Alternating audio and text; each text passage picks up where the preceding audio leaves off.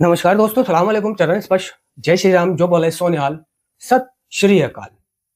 दोस्तों, हमें ये सोचना चाहिए कि हमारे लिए है ना क्लीन होना या नशा मुक्त होना कितना मुश्किल हो गया था।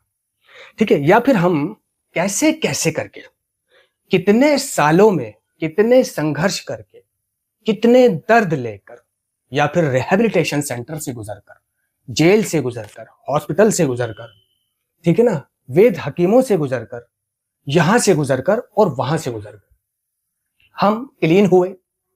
और क्लीन होने के बाद हमारा दिमाग क्या है, उल्टा चलता है।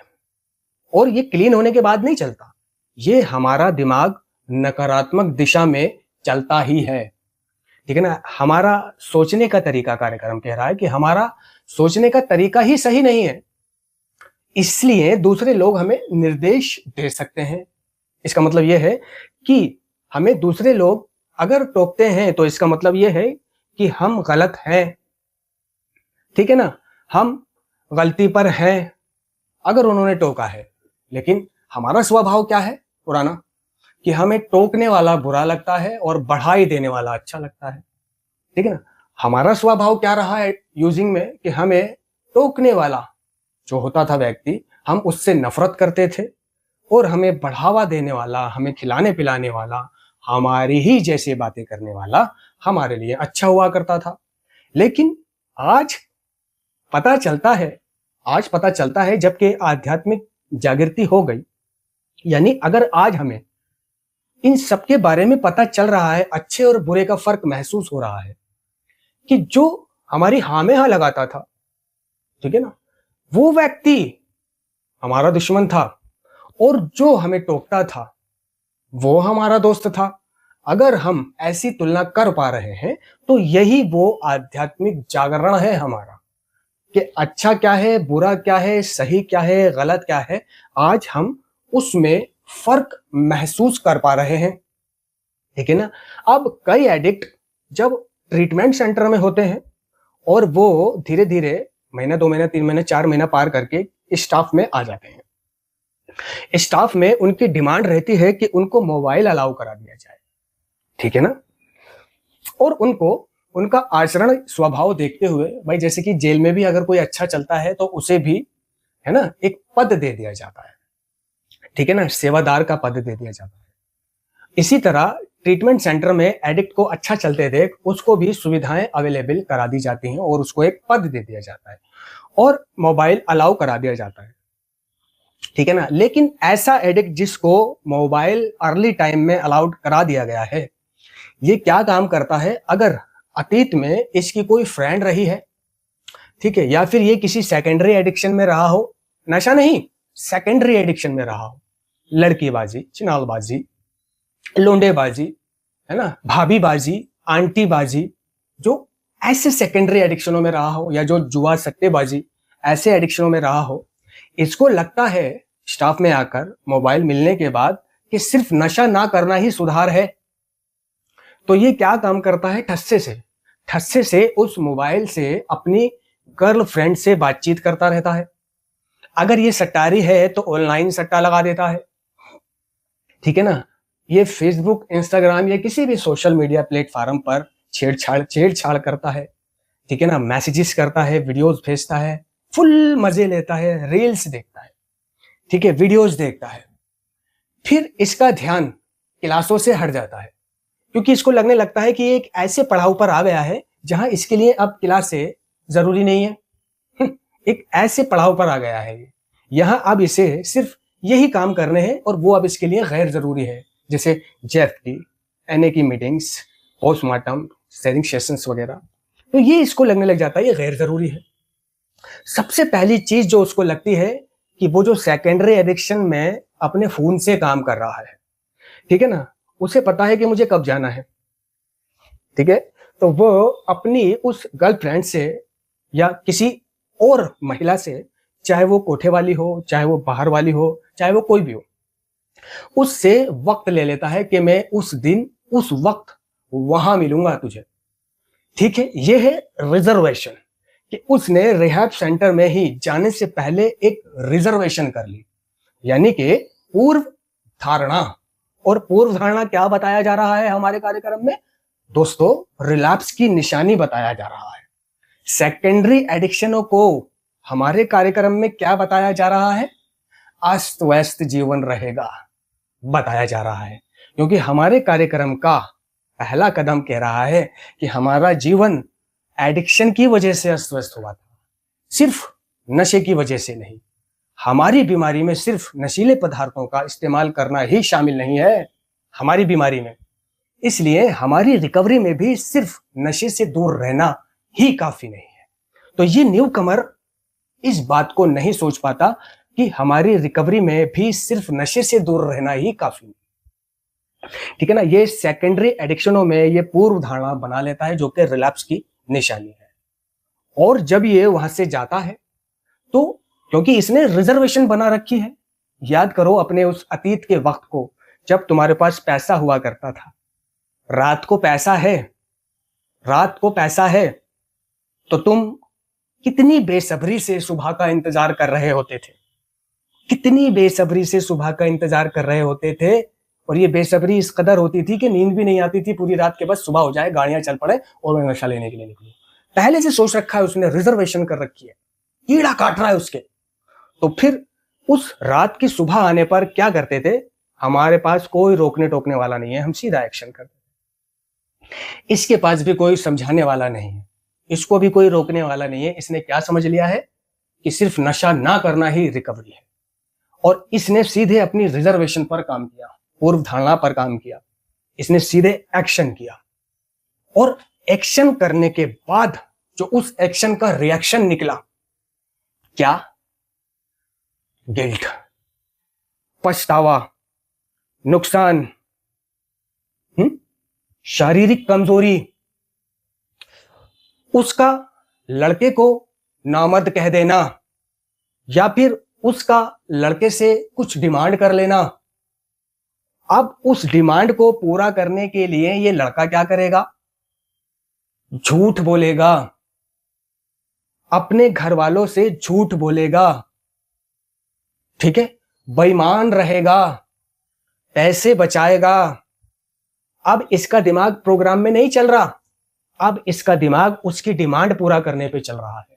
अब इसका दिमाग उससे अगली मुलाकात करने पे चल रहा है, ठीक है ना? ये मीटिंग से नहीं जा रहा, क्योंकि इसको लगता है सिर्फ नशा ना करना ही रिकवरी, सिर्फ नशा ना करना ही जिंदगी है।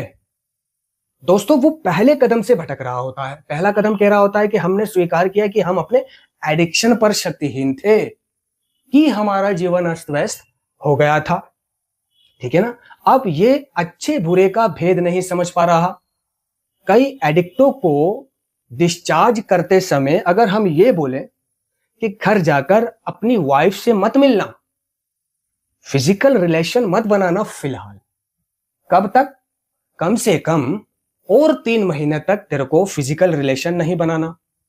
या अगर हमें ऑलरेडी पता है रिहैब वालों को कि इसकी कोई माशूका है, तो भी वो उसको बता रहा है, उसका काउंसलर या डायरेक्टर, कि बाहर जाकर अपनी प्रेमिका से रिलेशन में मत आना। लेकिन क्या किसी एडिक्ट ने जो डिस्चार्ज हो रहा है, जो शादीशुदा है और 6 महीने बाद डिस्चार्ज हो रहा है, और घर जाकर उसने अपने उस काउंसलर की बात मानी हो, घर में अट्रैक्टिव खूबसूरत वाइफ होते हुए भी वो रिलेशन में ना आया हो, शारीरिक संबंध ना बनाए हो उसने पहली रात ही, ठीक है, जो जेल से छूटकर आया हो, अगर वो शादीशुदा है या फिर उसकी गर्लफ्रेंड है और मौका भी है, तो उसने संबंध ना बनाए हो, तो ये एडिक्ट क्या कर रहा है? बात को नहीं मान रहा है। इसका मतलब क्या हो रहा है कि ये अपना दिमाग चला रहा है कि आई एम परफेक्ट।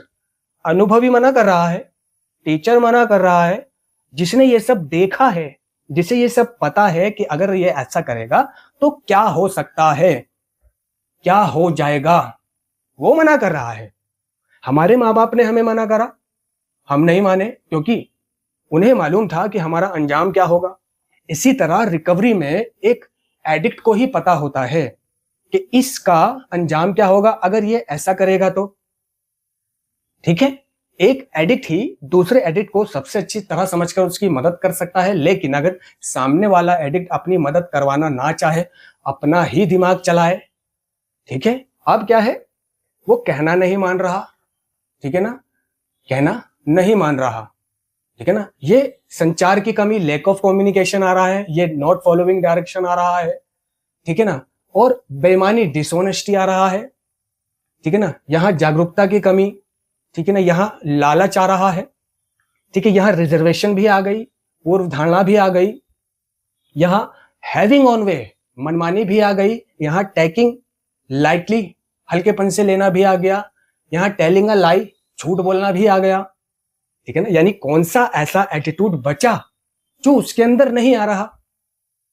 ठीक है, कौन सा एटीट्यूड ऐसा बचा, घर के नियम तोड़ना, क्या ये नहीं आ रहा। ठीक है ना, इलाज में बाधा, हिंड्रेंस इन ट्रीटमेंट, क्या ये नहीं आ रहा। ठीक है, मैं पूछता हूं, केयरलेसनेस, लापरवाह, क्या ये नहीं आ रहा। ठीक है ना, बीइंग ग्रीडी, लालच करना, क्या ये नहीं आ रहा। क्या पहले कदम का उल्लंघन नहीं आ रहा। और इसके बावजूद भी अगर वो रिलैप्स हो जाए, अगर वो दोबारा से उसका पतन हो जाए, रिलैप्स का मतलब होता है पतन, गिरावट, पुरानी अशुद्धि में फिर से पड़ना। ठीक है, आरोग्य होके फिर से रोगी होना, यानी कि बीमारी से ठीक होकर फिर से बीमार होना, परहेज तोड़ देने की वजह से। ठीक है, तो ऐसे एडिक्ट में आध्यात्मिक जागृति नहीं आई, वो सिर्फ अपनी चला रहा है, और अपनी चलाने वाले एडिक्ट क्लीन नहीं होते। ठीक है ना, नशा मुक्ति केंद्रों में एक पोस्टर लगा हुआ होता है कि अपना सियाना दिमाग बाहर छोड़कर आए।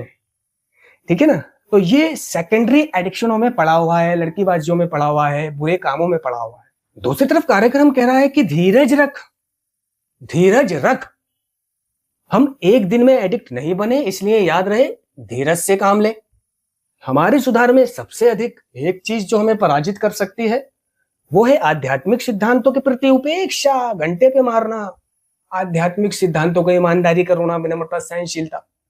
ठीक है ना, घंटे पे मारना, मीटिंगों को घंटे पे मारना, अपनी चलाना, आध्यात्मिक सिद्धांतों के प्रति उपेक्षा या असहनशीलता का रवैया। ठीक है ना, तो जब उसको बेवफाई मिली, जब उसके परिणाम उल्टे वापिस आए, है ना, तो असहनशील हो गया, वो बर्दाश्त नहीं कर सका, सब्र नहीं रख सका। और जब एडिक्ट असहनशील होता है, खास तौर से वो अर्ली टाइम में चल रहा हो, अपना दिमाग चला रहा हो, अपने तरीके से जी रहा हो, तो ये असहनशील एडिक्ट नशा करता है, नशा करता है, और इसे कोई नहीं रोक सकता। इसका ऑब्सेशन बन जाता है। इसके हालात का तकाजा ये होता है कि सिर्फ और सिर्फ एक चीज ही तेरी मदद कर सकती है, वो है नशीले पदार्थ।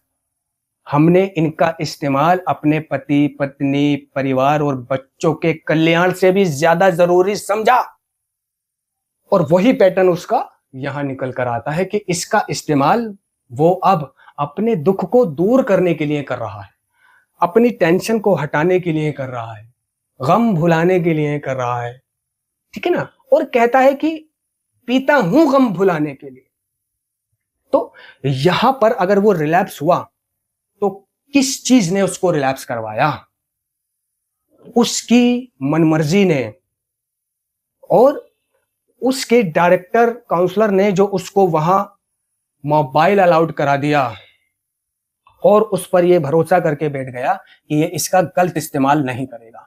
एडिक्ट बहुत तगड़ा मुखौटा पहने हुए होता है, जो घर वालों के सामने उसका चेहरा कुछ और होता है, दोस्तों के सामने उसका रूप कुछ और होता है, बीवी के सामने उसका रूप कुछ और होता है, ससुराल में उसका चेहरा कुछ और होता है।